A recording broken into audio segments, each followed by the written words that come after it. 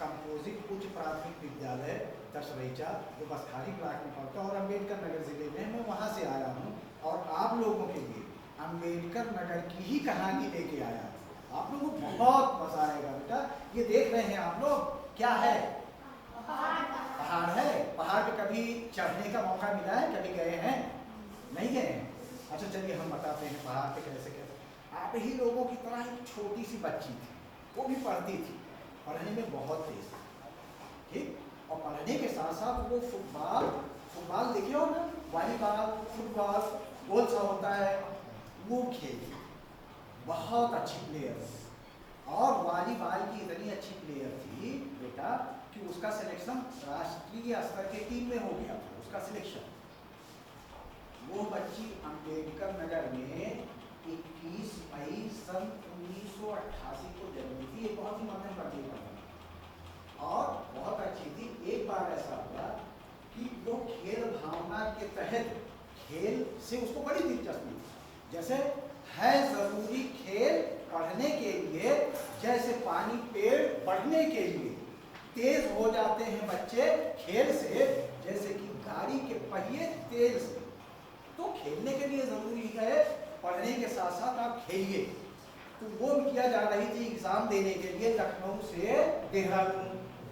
रास्ते में बरेली के निकल कुछ बदमाश गाड़ी में चढ़ गए और उसके गले का चेन और बैग छीनना चाहिए। लेकिन वो बहादुर बेटी हार मानने वाली नहीं थी, उसने उन लोगों से पंगा ले लिया। आखिर बदमाश कई थे। उन लोगों ने क्या किया कि इस बेटी को उठाया और उठा के से नीचे फेंक। सोचिए किसी को अगर चलती हुई ट्रेन से नीचे फेंक दिया जाए तो क्या हालत होगी। बहुत बुरी कंडीशन उस बच्ची की हो गई, यहाँ तक कि इलाज हुआ, सब कुछ हुआ, लेकिन उसका काटना पड़ गया घुटने के पास। घुटने के पास से उसका पैर काटना पड़ गया। डॉक्टरों ने बड़ी मेहनत की लेकिन इन्फेक्शन हो गया, इसलिए काटना मजबूरी बनी।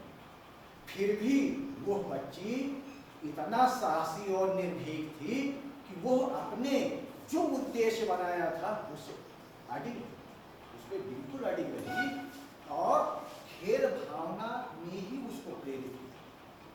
तो बेटा आप बताइए कि अगर किसी का पैर कट जाए या और कोई मुसीबत आ जाए तो क्या वो फिर इस तरह की चीज कर सकता है? वो सोचेगा कुछ करने के लिए, भाई वो तो या तो पैसाकी के सहारे हो जाएगा या तो भगवान को कोसेगा और ये कहेगा कि यही मेरे भाग्य में। लेकिन सच है विपत्ति जब आती है कायर को ही दहलाती है।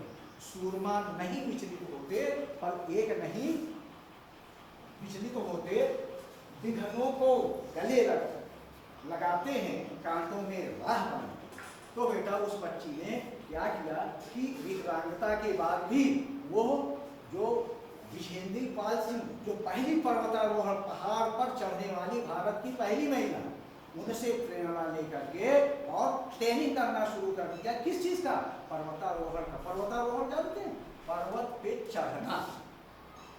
अच्छा, उस बच्ची ने सारी ट्रेनिंग लेने के बाद एक्सीडेंट के ठीक 2 साल के बाद उसने चढ़ाई शुरू की। कहाँ की? पर्वत। किस पर्वत पे? दुनिया की सबसे ऊंची चोटी जिसको एवरेस्ट कहते हैं, जिसकी ऊंचाई समुद्र तल से 8,849 मीटर। हम लोगों को 50 मीटर अगर चढ़ना हो तो सांस फूल जाता है, लेकिन वो बेटी हिम्मत नहीं हारी और उसने अपना सफर तय किया। यहाँ तक कि कितनी दिक्कत परेशानी आते आते एक नदी आ गई, फिर वहां सीढ़ी के जरिए क्रॉस हो करके वो बच्ची धीरे धीरे मुसीबतों को सहते, ऑक्सीजन नहीं था, खत्म हो रहा था, फिर भी हिम्मत नहीं हारी। उसने कहा कि जो कुछ सोचा है वो मैं करके दिखाऊंगी। और वह दिन आखिरकार आ ही गया। 21 मई सन 2013 ईस्वी को उसने एवरेस्ट के शिखर पर भारतीय तिरंगा लहरा दिया।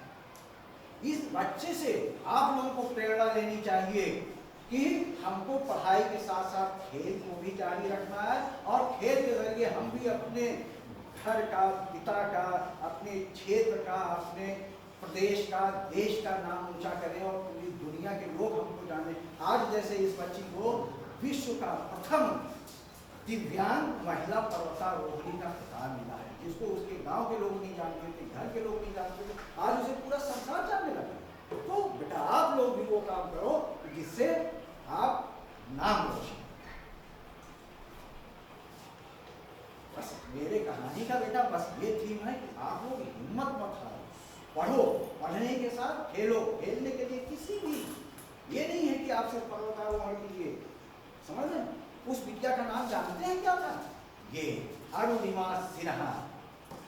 अरुणिमा सिन्हा अपने उत्तर प्रदेश के अंबेडकर नगर जिले में पैदा हुई। वो बच्ची जो आज विश्व विख्यात है, पूरा देश ही नहीं पूरा विश्व इनको जानता है।